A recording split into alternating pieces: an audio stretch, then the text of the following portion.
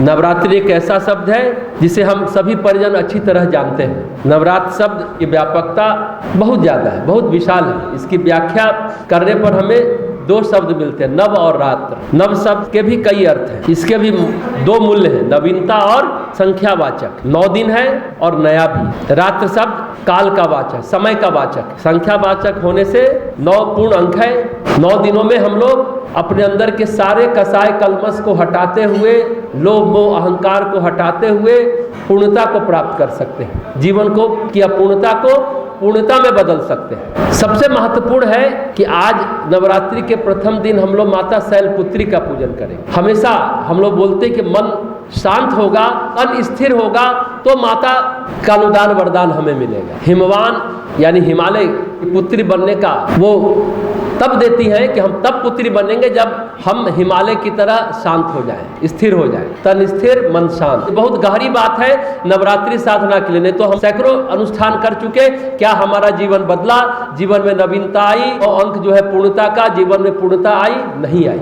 तन स्थिर नहीं है, मन शांत नहीं है। कल किसी ने कहा कि संसार एक शोर है और ईश्वर नितांत एकांत है। बड़ा अद्भुत शब्द है। संसार एक शोर है, जो शोर है वो हमारे मन में शोर है। हमारा मन क्या है जब हम पैदा लेते हैं? मन क्या है? मन को समझिए। मन को शांत करने की बात है, तन को स्थिर करने की बात है। तब शैलपुत्री का आगमन हमारे जीवन में होगा, उनकी कृपा दृष्टि हमें मिलेगी। जब हम पैदा लेते हैं तो हमारा संबंध माँ से होता है। हमारा मन माँ को सोचता, विचारता, महसूस करता, अनुभव करता है। यही है जब हम पैदा लेते हैं। हमारा संसार माँ तक सीमित है। थोड़ा बड़े होते हैं पिता से होता है। मन पिता को सोचता, विचारता, महसूस करता, अनुभव करता है।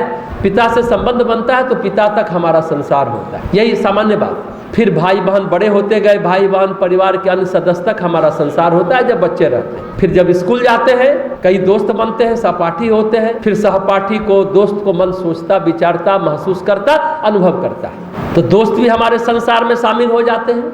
यानी जैसे जैसे मन विस्तार पाता जाता है, संसार भी हमारा उतना ही विस्तृत होता चला जाता है। तो मन ही संसार है और शोर उसी में है। वही मन का शोर बाहर प्रकट होता है। लगता है संसार में शोर हो रहा है। मतलब जो विचारों का द्वंद्व है, विचारों की कला है, जो आपका संस्कार है, जो आपका कर्म है, जो आपका कर्माशय है, या उससे जो वृत्ति उभरती है, जो हमारी प्रवृत्ति बनती है, जो हमारा स्वभाव बनता है, जो हमारा संस्कार बनता है, वही हम हैं और हमारा संसार है। गोस्वामी तुलसीदास जी क्या कहते हैं? मैं और मेरा, तू और तेरा, इसी का नाम संसार है और इसी के बस में सारा जीव है। मैं और मेरा, तू और तेरा। मैं मतलब मेरा, मैं मतलब अहंकार, ये मेरा है, वो तेरा है। यहीं पर प्रॉब्लम शुरू होता है और जिंदगी बिखर जाती है। जैसा हमने कहा कि संसार एक शोर है और ईश्वर नितांत एकांत है। कैसे? जब हम उसमें लीन होते हैं, ईश्वर को हमारी चेतना स्पर्श कर रही है, तो आप भीड़ में भी शांत रहते हैं, भीड़ में भी आप एकांत में रहते हैं। जैसे अभी आप साधना करेंगे, आप अंतर मन में आप प्रवेश करेंगे, सैकड़ों हजारों लोग बैठे हैं, लेकिन आप अंदर अकेले हैं, एकांत में हैं। और फिर जो आपके अंदर नवनीत जो मक्खन निकलेगा, जैसे आप शांत होकर के, एकाग्र होकर के, स्थिर होकर के एकांत में जाते हैं, तो नवरात्रि का लाभ हमें मिल पाता है। लेकिन शांत होना इतना आसान नहीं है। ये निर्भर करता है आपकी चेतना और आपकी वृत्तियाँ कहाँ की ओर उन्मुख है, किधर उन्मुख है। आप जंगल चले गए, क्या मन में एकांत हो जाएगा? अकेले हैं फिर भी क्या मन एकांत हो जाएगा? नहीं। मन की वृत्ति के कारण मन में विक्षोभ आते हैं। पहले हमें शांत होना पड़ेगा संकल्प पूर्वक। आज जो संकल्प लेंगे तो शांत होने का, स्थिर होने का, एकाग्र होने का संकल्प लेंगे। और यही लगातार संकल्प लेते लेते जब ये हमारा स्वभाव बन जाएगा तब बात बनेगी। आयुर्वेद में एक शब्द है बहुलीकरण। साइकोलॉजी में भी पर्सनालिटी के जो फैक्टर है, जो आयाम है, उसमें भी एक प्रक्रिया है बहुलीकरण का। आयुर्वेद कहता है व्यक्तित्व के बारे में, हमारे मन में राक्षस भी है और ऋषि भी है। देवासुर संग्राम जो परम पूज्य गुरुदेव ने पुस्तक लिखी है ना, देवता और असुर का संघर्ष हमारे अंदर चलता रहता है। हमारे मन में राक्षस भी है और ऋषि भी है। हम लगातार जिसका चिंतन करेंगे, जिसको विचारेंगे, जिसको सोचेंगे, जिसका आचरण करेंगे, वही हम हो जाएंगे। हम देवता बनना चाहते हैं या असुर बनना चाहते हैं, राक्षस बनना चाहते हैं या ऋषि बनना चाहते हैं, ये हम पर निर्भर करता है कि हम किस चीज का चिंतन करते हैं। जैसा चिंतन करेंगे वैसा आचरण होगा, और जैसा आप आचरण करेंगे आप वैसे ही हो जाएंगे। लेकिन आचरण ऐसे विकसित नहीं होता है, पहले हमें अपनी समझ विकसित करनी, जिसे हम कहते हैं धारणा। धारणा क्या है? समझ ही तो है, फिर उस पर टिकना पड़ेगा। जिसको हम कहते हैं ध्यान। मन को शांत करने के लिए, शरीर को स्थिर करने के लिए, मन को एकाग्र करने के लिए संकल्प करना होगा। जो आज आप संकल्प लेने जा रहे हैं नवरात्रि का, तन स्थिर मन शांत होगा तो माता शैलपुत्री का आगमन हमारे अंतर मन में हो। मन शांत एकाग्र होगा तो, लेकिन मन शांत हो इसके लिए पहले हमें संकल्प लेना होगा। लगातार अभ्यास करने से समझ विकसित होगी, हमारा समझ जो है स्वभाव बनेगा। समझ को ही जैसा हमने कहा धारणा, धारणा मतलब उस पर हमें टिकना पड़ेगा। टिकना मतलब उसी को हम ध्यान कहते हैं। जब उस पर टिकना सीख जाएंगे तब बात बनेगी, लेकिन टिकना ऐसे ही नहीं होगा। हमारी वृत्तियां हमें रोकेंगी, हमारी प्रवृत्तियां हमें रोकेंगी, अवरोध पैदा करेंगी। आप अनुष्ठान के लिए आ गए, कुछ नियम संयम 9 दिनों का है, लेकिन अंदर से उछाल मारेगा, अवरोध पैदा, खा ले वो खा ले, ये कर ले वो कर ले। नहीं, संकल्प पूर्वक लगातार प्रयास करते रहना पड़ेगा, और जब संकल्प हमारा स्वभाव बनेगा तो सब कुछ अपने आप शांत हो जाएगा। अभी हमारी समस्या है कि हम आत्म तत्व या ईश्वर तत्व की समझ नहीं, हम नहीं जानते हैं। हम कहते हैं, एक बात बताइए, सब लोग प्रवचन करते हैं, क्लास में टीचर पढ़ाते हैं, सब लोग अपने अपने ढंग का चश्मा लगा करके देखते हैं, अपनी अपनी समझ के अनुसार समझते हैं, जो उनका तल है, जो स्तर है, जो लेवल है, उस हिसाब से एक ही बात को क्लास में विद्यार्थी अलग अलग ढंग से समझते हैं। वही कोई टॉप करता है, कोई फेल करता है, अपनी समझ के अनुसार हम समझते हैं। जो आप कहते हैं क्या लोग सुनते हैं? नहीं सुनते। जब आधार विनिर्मित होगा तो जो आप कह रहे हैं ठीक उसी स्तर पर लोग समझ जाएंगे। तो आधार विकसित करने के लिए नवरात्रि साधना है, संकल्प पूर्वक लगातार प्रयास करना, प्रयास से समझ का विकसित होना, समझ यानी धारणा का विकसित होना, धारणा पर टिके रहना, ध्यान के माध्यम से टिके रहिए तो वो आपका स्वभाव बनेगा, तो अपने आप मन में शांति आ जाएगी। पर मुश्किल यह है कि हमारे जीवन का स्रोत हमारा अहंकार बना हुआ है। जो मैंने कहा ना, मैं और मेरा, तू और तेरा, जो गोस्वामी जी कहते हैं, मैं सेवा करता हूँ, इसका भी अहंकार हो जाता है। मैं कल्याण करता हूँ, इसका भी अहंकार हो जाता है। मैं इतना अनुष्ठान कर लिया, इसका भी अहंकार हो जाता है। मैं इतना मंत्र का जप कर लिया, इसका भी अहंकार हो जाता है। मैंने इतना यज्ञ करा दिया, इसका अहंकार होता है। मैं इतना अखंड ज्योति बांटता हूँ, इसका भी अहंकार हो जाता है। मैं इतना भारतीय संस्कृति ज्ञान परीक्षा में इतने लोगों को शामिल कराता हूँ, इसका भी अहंकार हो जाता है। और फिर एक और चीज होता है, उसने मेरे साथ बुरा किया, मैं उससे बदला जरूर लूंगा, छोड़ूंगा नहीं। यही अहंकार तो मन में शोर पैदा करता है, विक्षुब्धता पैदा करता है। तो मैं के इर्द गिर्द ही हमारा संसार है और हम उसी में पगलाते घूमते रहते हैं, भटकते रहते हैं। ये मैं का जो कॉन्फ़िगरेशन है ना, ये जो मैं की संरचना है, उसको तोड़ना पड़ेगा। संरचना तोड़नी पड़ेगी। मैं ही संसार है और मैं आपको कभी एकांत में रहने नहीं देगा, कभी ईश्वर के पास भी जाने नहीं देगा। साथ रहने की बात, चेतना के स्पर्श करने के बाद तो कोसों दूर है, आपको पास भी नहीं रहने देगा। ये मैं, ये अहंकार, जहां मैं है वहां मेरा का होना निश्चित है, और मेरा है तो तू और तेरा भी होगा। फिर रगड़ शुरू होगी, संघर्ष शुरू हो जाता है। तो संसार का शोर संसार में सुनाई नहीं देता, इंसान के मन में सुनाई देता है। हम साधु या शैतान कैसे बनते हैं? देखिए, राक्षस और इंसान में मौलिक फर्क क्या है, ध्यान से समझिए कहां हम अटक रहे हैं। विभीषण विनम्रता से कहता है, तामस तन से साधना नहीं हो पाती है, हम राक्षसी कुल के हैं, तमस भरा है। लेकिन रावण इसी बात को कहता है, तामस देह से भजन नहीं होगा।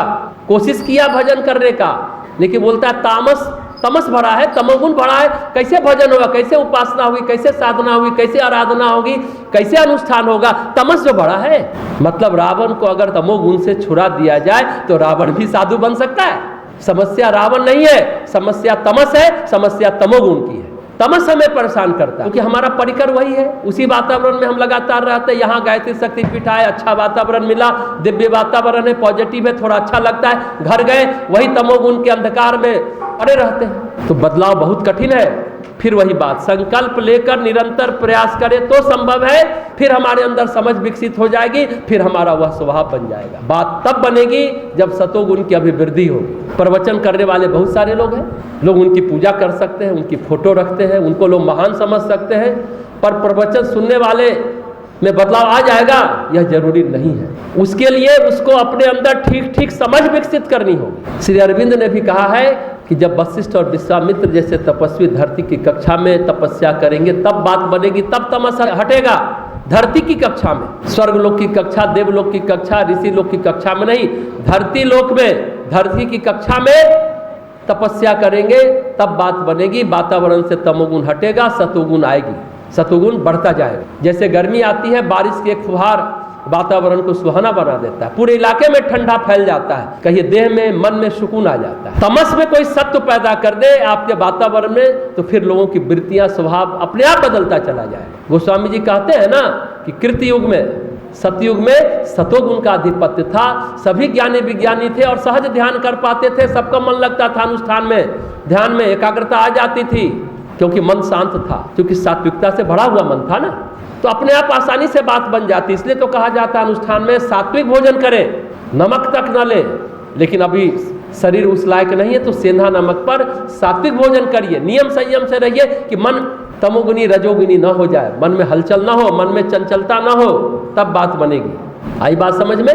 कहते हैं ना सात्विकता से भरा है तो ध्यान अपने आप लग जाएगा, निर्मल मन में सहज समाधि लग जाती है, अपने आप समाधि लग जाती है, प्रयास भी नहीं करना पड़ता है। आज तो हम संकल्प करके मन को एक तरफ मोड़ेंगे, दबाव डाल के जबरदस्ती, एक मतलब जोर लगाना पड़ता है, अपने आप नहीं होता है। सतयुग में क्या होता था, शेर और बकरी एक ही घाट पर पानी पीते थे, सहज पानी पी लेते थे, कोई हिंसा नहीं होती थी। आज तो चारों तरफ आप चलिए सड़क पर देखिए, क्योंकि मन में इतना शोर है ना, किसी को झेलने के लिए तैयार, सड़क पर लड़ने लगते हैं लोग, ऐसे लड़ते हैं, गजब लगता है भाई। कौन से कलिकाल में, कलयुग में रह रहे हैं। परम पूज्य गुरुदेव ने तो इसीलिए सामूहिक साधना की बात कही कि कम से कम हम तो अपने अंदर सतोगुण सात्विकता की अभिवृद्धि कर लें। अभी कलयुग चल रहा है, कलयुग में तमस और रजस का बोलबाला, जैसा हमने कहा, अरविंद ने कहा है कि जब तपस्वियों का समूह आएगा तब धरती का वातावरण बदलेगा, तब सहज ध्यान लगेगा, समाधि लगेगी। परम पूज्य गुरुदेव वेद मूर्ति तपोनिष्ठ पंडित श्री राम शर्मा आचार्य जी, जो इस गायत्री परिवार के सूत्र संचालक हैं, जिनकी प्रेरणा से पूरे भारत ही नहीं पूरे विश्व में शक्तिपीठों का निर्माण हुआ,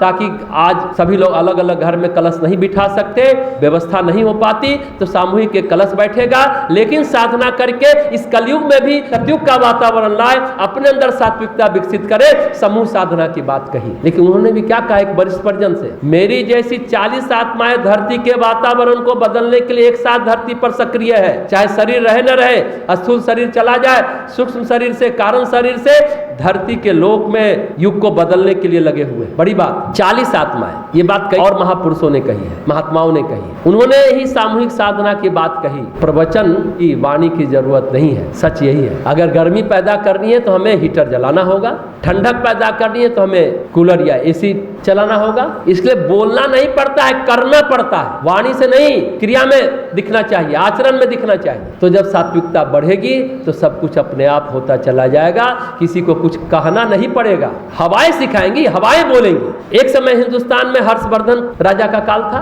फाहियान क्या लिखता है, घर में लोग ताला नहीं लगाते थे। अरे हर्षवर्धन ने तो कोई ऐसा जादू नहीं किया था कि घर में ताला ना लगाया, प्रचार तो नहीं किया, डुगडुगी तो नहीं पिटवाया कि ताला मत लगाओ, उससे किसी को कहा तो नहीं था। लोग वैसे थे, सात्विकता थी, सतोगुण था, उनको पता ही नहीं था, वो जानते ही नहीं थे कि चोरी क्या होती है, वो समझते ही नहीं थे कि चोरी करनी चाहिए।